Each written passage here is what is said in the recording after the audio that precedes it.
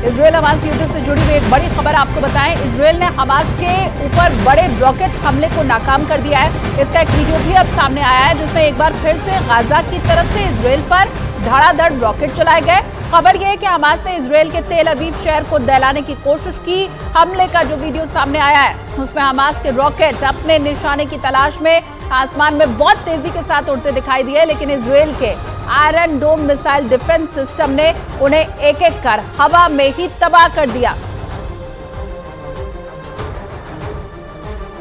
और इधर रूस के रेगिस्तान एयरपोर्ट पर हुई घटना को पुतिन ने यूक्रेन और पश्चिमी देशों की साजिश बता दिया है। एक रोज पहले ही वहां फिलिस्तीन के समर्थकों ने जमकर बवाल किया था और रेगिस्तान एयरपोर्ट के रनवे तक पहुंची फिलिस्तीन समर्थकों की भीड़ ने इजरायल से आए एक विमान को घेर लिया था। आरोप ये लगा कि वो लोग इजरायल से आए यहूदियों को मौत के घाट उतारना चाहते थे।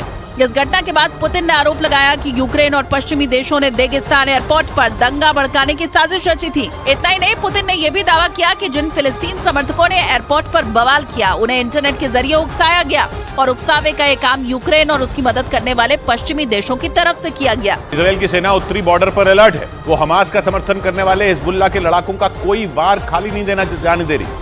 इजरायल ने दक्षिणी लेबनान में हर उस इलाके को टारगेट किया जहां उसे हिजबुल्लाह के लड़ाकों के छिपे होने का शक था।